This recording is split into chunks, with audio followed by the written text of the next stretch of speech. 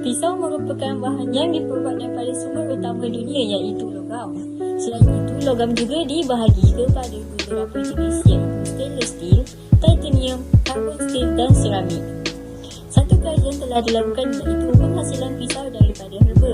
Herba semula jadi yang digunakan adalah serat batang pisang, daun durian Belanda dan ulam raja. Antara sebab projek ini dilakukan adalah untuk mengelakkan penggunaan besi. Pisau diperbuat daripada kenyataan masalah seperti berikut iaitu mengelakkan tindak balas kimia, pencemaran silang akan berlaku seperti cepisan logam ataupun besi logam yang patah semasa proses pemotongan dapat membahayakan kesihatan. Yang ketiga, mengurangkan penggunaan bahan daripada unsur logam. Objektif projek menghasilkan produk pisau yang mesra alam menggunakan herba-herba tempatan. Yang kedua, membuat pengujian dan analisis kegunaan pisau kepada bahan mentah. Yang ketiga, mengumpul maklumat proses pembuatan pisau dan kebaikan herba. Seterusnya, kepentingan projek. Kaedah penggunaan semula jadi dengan menggunakan herba. Pisau ini mampu mengelakkan pencemaran alam sekitar, menggunakan bahan buangan seperti serat pisang, dan yang terakhir menggunakan bahan semula jadi iaitu ulam raja, daun durian Belanda dan serat batang pisang. Skop kerja, ruang lingkup kerja. Produk ini dijalankan di Makmal Kolej Vokasional Pertanian Terlintan. Pemilihan bahan, memilih batang pisang, daun ulam raja dan daun durian Belanda yang segar dan berkualiti. Kaedah ataupun teknik, kaedah memasak, kering serta mengasah. Cara alih pemprosesan, menyediakan bahan mentah, memilih batang pisang yang baik, batang pisang dipotong sehingga kecil, batang pisang direbus pada suhu 150 darjah, mengisar batang pisang. Yang seterusnya, masak kesemua bahan sehingga mendidih. Sampel dimasukkan ke dalam dulang, memotong sampel mengikut bentuk lakaran pisau, sampel dikepit dawai dan klip, sampel dimasukkan ke dalam mesin pengering. Sampel dikeringkan pada suhu 70 darjah Celsius selama 6 jam. Sampel diasah menggunakan mesin, sampel sedia untuk digunakan. Yang seterusnya ialah kos bahan. Bahan yang kami guna untuk menghasilkan pisau herba ini ialah gam arak, serat batang pisang, gelatin, ulam raja dan daun durian Belanda. Kos yang dikeluarkan untuk menghasilkan pisau herba ini pula ialah RM11.75. Jumlah kos keuntungan projek ialah RM39.37. Harga jualan untuk satu bilah pisau ialah RM6.56. Seterusnya ialah jangkaan hasil. Jangkaan hasil yang pertama ialah penggunaan bahan semula jadi dalam menghasilkan pisau. Yang kedua, menguji jangka hayat ketahanan produk. Yang ketiga ialah menguji ketajaman produk kepada bahan. Ujian yang dilakukan untuk menguji pisau herba ini ialah ujian fungsi dan ujian ketahanan.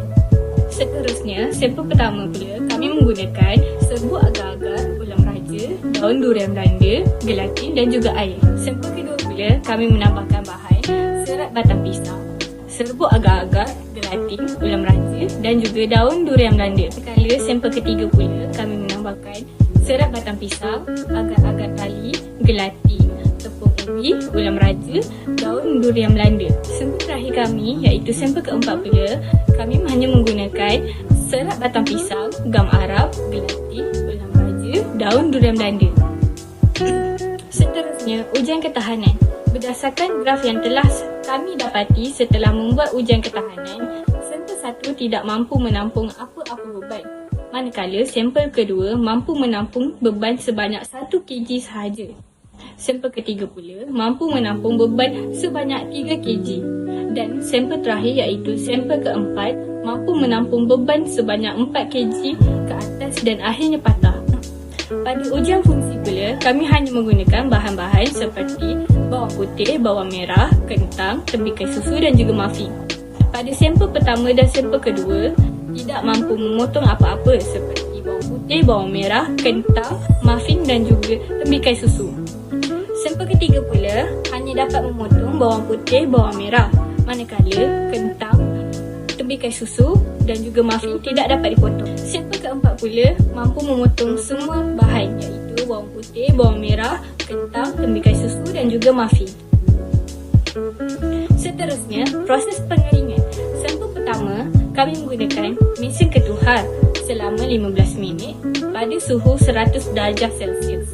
Sampel kedua pula, kami menggunakan mesin pengering selama 6 jam pada suhu 80 darjah Celsius. Sampel ketiga pula, kami menggunakan mesin pengering selama 6 jam pada suhu 75 darjah Celsius. Sampel keempat pula, kami menggunakan mesin pengering selama 6 jam pada suhu 70 darjah Celsius.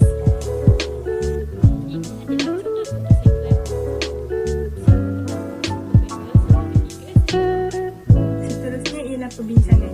Kajian ini dilaksanakan bertujuan untuk menghasilkan formulasi bahan yang betul serta ketahanan dan ketajaman pada produk.